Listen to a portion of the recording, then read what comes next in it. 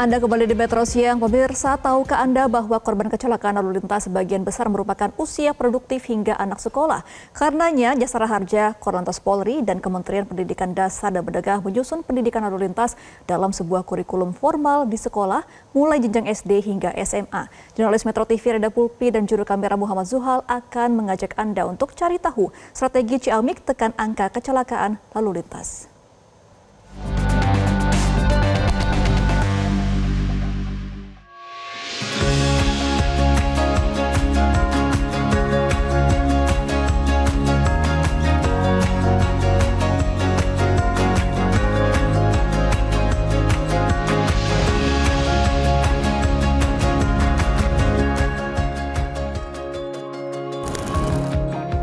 Hai pemirsa, tahu nggak sih kalau pembelajaran tentang keselamatan lalu lintas itu sekarang masuk dalam kurikulum pembelajaran formal loh. Nah, seperti apa ya keseruannya dan kira-kira seperti apa nih pembelajarannya? Nah, ayo cari tahu. Tapi sebelum untuk mencari lebih lanjut bersama narasumber saya hari ini, kita simak dulu ya pemirsa. Ini adalah dukungan Kakor Lantas Polri, Irjen Pol Agus Suryonugroho terkait dengan program ini. Memberi apresiasi karena ini selaras dengan program kami saat ini sedang operasi keselamatan lalu lintas. Salah satunya adalah preemptif dan preventif. Preventif lah pendidikan masyarakat. Jadi memberi himbauan, apalagi ini dirumuskan untuk menjadi mata pelajaran. Ini sangat penting karena etika berlalu lintas itu sangat mempengaruhi ketertiban lalu lintas. Kita tahu bahwa lalu lintas itu adalah cermin budaya bangsa. Jadi ketika lalu lintasnya tertib, bangsa kita juga tertib. Ketika dari dini, apalagi masuk dalam kurikulum, ini bagus ini, saya setuju. Misalnya di dalam kurikulum diperlukan bantuan begitu dari Korlantas Polri, siap ya Pak ya? Bila perlu saya turun sendiri untuk memberi pelajaran itu. Nah, jadi untuk kurikulum ini tuh kerjasama antara PT Jasara Harja, kemudian Korlantas Polri, dan juga Kementerian Pendidikan Dasar dan Menengah. Kira-kira seperti apa pendidikannya, kemudian siapa saja nanti yang akan mendapatkan pendidikannya? Saya akan mengajak Anda untuk berbincang langsung dengan Direktur Utama PT Jasara Harja. Halo, Pak Rifan, apa kabar? Apa kabar? Sehat, Pak. Iya, halo Bapak. Oke, kita akan berbincang sedikit tentang kurikulum pendidikan lalu lintas. Siap.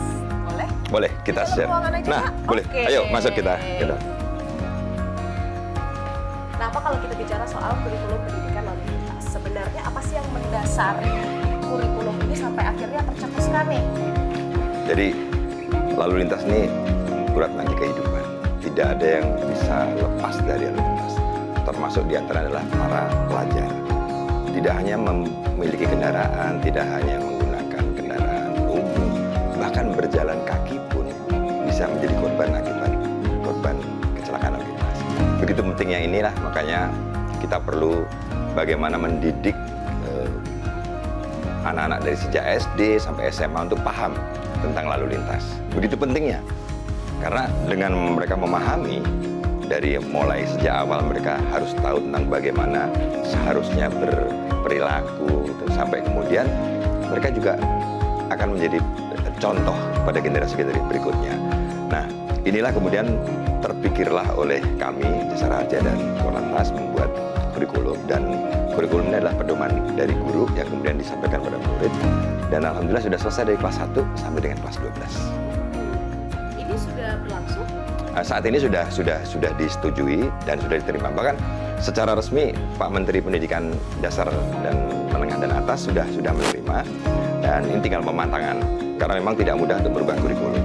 Tapi begitu pentingnya ini karena kita lihat tidak hanya sekedar kompetensi punya SIM, tidak cukup itu gitu, tetapi memahami betul-betul menjadi behavior atau menjadi perilaku buat para pelajar. Nah, saya jadi ingat nih Pak, waktu saya SD di sekitar 2006-2007 dulu ada yang namanya polisi kecil, Iya. kemudian ada Taman lalu lintas, ya. Seperti itu juga. Ya, sebetulnya Taman Lalu Lintas dan polisi kecil ini kan untuk beberapa hal ya. Yang pertama, bahwa masyarakat sejak kecil tidak takut polisi, kan begitu kan. Terus kedua, ngerti lalu lintas. Tapi ini ternyata tidak cukup itu saja itu. Mereka betul-betul masuk kurikulum. Ada pembelajarannya, ada ilmunya, ada dampak dari belajar itu adalah dari sebab akibatnya. Jadi kita belajar dari beberapa negara-negara maju. Saya selalu mengatakan bahwa beberapa negara maju itu betul-betul bahkan secara ekstrim tidak belajar di kelas, tontonkan gitu, bagaimana akibat kalau anak kecil gitu dalam bentuk boneka ya mengendarai sepeda kemudian ditabrak oleh mobil gitu.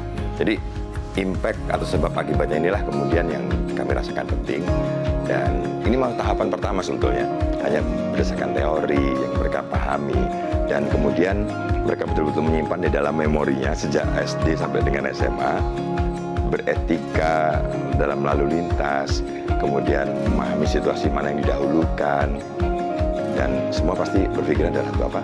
Untuk keselamatan. Jadi betul-betul merubah behavior. Dan kadang-kadang ketika merubah anak-anak ini, tidak cuma anak-anak yang berubah, keluarganya juga ikut berubah.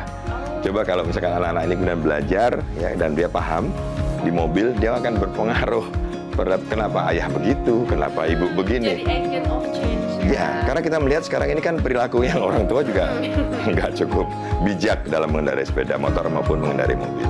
Jadi bukan hanya untuk mengubah kebiasaan, tapi sebenarnya seberapa urgent sih Pak sampai dimasukkan dalam kurikulum pendidikan. Tadi kan dibilang mengubah kurikulum pendidikan. Ya, jadi ada satu angka yang menarik ya kalau kita lihat gitu, ini mungkin saya perlihatkan. Jadi korban meninggal dunia sejak 5 tahun terakhir ini ekstrim ya. Korban meninggal dunia itu ada 30.000 meninggal dunia. Dalam 5 tahun? Dalam 5 tahun terakhir, bukan dalam setiap tahunnya. Bahkan di tahun 2022 sudah mencapai 29.000. Jadi ketika COVID kan turun ya. Kemudian naik lagi 29.000. Nah ini yang menjadi penting gitu. Saya belajar membaca literasi gitu ya di Jepang. Jepang tahun 70 pada saat meninggal 16.765. Mereka udah panik. Dan hari ini kita lihat pembelajaran ke Jepang luar biasa kan. Kita bisa lihat di YouTube yang banyak yang beredar, kita bisa lihat. Dan terbukti di tahun 2024 mereka meninggal dunia cuma 2.618. Gapnya luar biasa. Dan memang itu butuh waktu, lebih dari 30 tahun. Nah perubahan behavior ini nggak bisa dilakukan kalau hanya sekedar SIM, uji kompetensi, nggak bisa. Mereka betul ajarkan dari sejak mereka kecil. Dan terus diingatkan sampai tua. Bahkan di Jepang itu, seorang mengambil SIM supir bis gitu ya, dia harus merasakan naik sepeda, disalip bis dengan kecepatan tertentu. Jadi kemudian dia diajari perilaku, makanya kalau naik bis nggak seperti itu gitu kan. Jaga jarak dengan sepeda, menghargai pengendara lain gitu. Begitu juga pejalan kaki gitu. Ini pejalan kaki walaupun sederhana, apalagi sekarang kita lihat musim runner gitu ya. Para runners ini juga harus penting untuk memahami ini. Nggak cuma sekedar bisa lari, sepeda juga. Mereka harus paham. Tidak ada yang menang-menang sendiri dalam lalu lintas itu. Ada yang mana yang diprioritaskan, mana yang didahulukan gitu ya.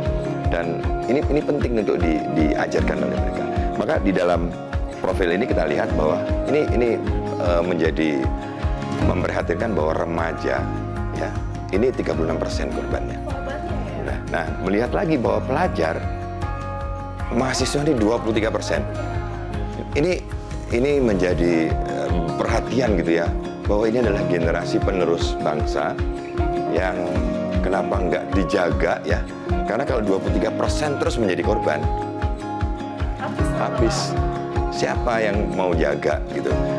Nah inilah kemudian menggugah kami dan kemudian mengajak Korlantas Polri membuat buku, dan buku ini betul-betul disiapkan sejak dari kelas 1 SD gitu. Jadi pendidikannya seperti ini. Nah ini kelas 1 SD. Akan beda-beda. Beda, setiap kelas beda. Jadi contoh kelas 1 gitu. Ini pembelajaran adalah pembelajaran yang masih ringan. Kelas 1 SD itu masih dia masih diingatkan tentang apa sih pentingnya pendidikan lalu lintas, manfaat, lambang-lambang gitu kan. Masih ada juga seperti apa cara aman berjalan kaki, bersepeda, cara aman diantar. Ini betapa banyak korbannya ketika anaknya turun dibiarkan oleh orang tua menjadi korban kecelakaan dari mobil itu atau turun dari motor. Jadi ini cara-cara seperti ini sampai aman berangkat angkutan umum. Angkutan umum pun diedukasi karena sebagian dari kita kan juga sudah mulai dididik untuk angkutan umum gitu. Dan seterusnya sampai dengan lampu lalu lintas. Nah kalau waktu kelas SMA kita langsung ekstrim saja ya, kelas 12 gitu ya. Nah ini kelas. Begitu kelas 12 ini SMA kelas 3 gitu.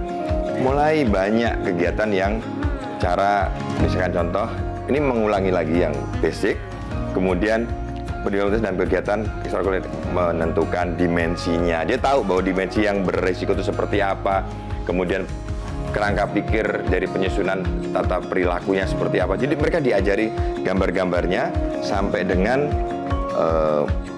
contoh-contoh implementasi pendidikan lalu lintas. Jadi dalam prakteknya mereka diajari. Kan mereka ini kan ketika kelas 3 SMA sudah layak dapat SIM. Nah, itu mereka sudah nggak hanya bicara ngerti lampu merah, ngerti lambang gitu ya. Tapi harus. Ngerti dimensi yang berpotensi kecelakaan. Misalkan ada yang namanya blind spot. Nah, tapi Pak, kalau kita lihat ini kan sudah sangat matang gitu. Iya. Bukunya sudah jadi, tinggal diimplementasikan saja. Sebenarnya harapan dan tujuannya nanti seperti apa sih ke depannya? Ya, jadi kalau tadi adalah dari hasil data dari Jasara Harja kan memprihatinkan, satu meninggal dunia udah sampai 29.000. Ini udah per tahun, ini udah menjadi harapan kita semua bahwa kenapa meninggal dunia nggak turun. Jadi bukan hanya kecelakaan saja, tapi fatalitasnya dulu kita turun. Terus yang kedua adalah impact-nya, yang terkena dampak yang paling banyak adalah pelajar atau mahasiswa.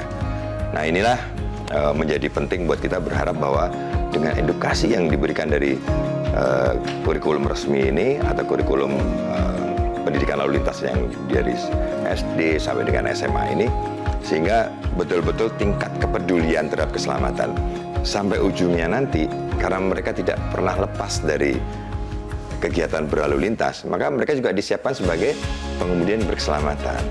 Tapi ketika menjadi pengemudi berkeselamatan, mereka harus juga mengenal kendaraan yang berkeselamatan. Sudah mengenal kendaraan berkeselamatan, mereka ngerti juga jalan berkeselamatan. Artinya jalannya sebetulnya nggak ada masalah, tapi dia harus tahu bahwa jalan itu dengan kecepatan berapa bisa ditempuh. Mereka harus mewaspadai tikungan, atau kemudian karena biasa kontur licin seperti itu. Nah, edukasi itu melengkapi dari semua akibat yang kita akumulasikan sebagai korban meninggal. Kemudian orientasi harapan kita adalah kalau ini semua jalan dengan baik, maka kita bisa menyelamatkan nyawa masyarakat Indonesia, terutama generasi muda.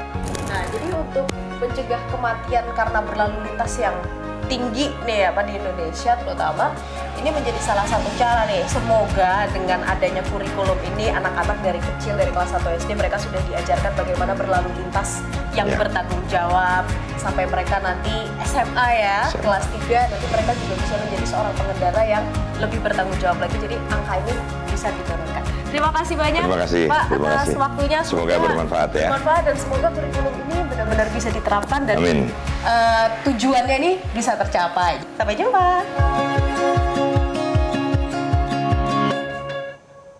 Jelajahi cara baru mendapatkan informasi. Download Metro TV Extend sekarang.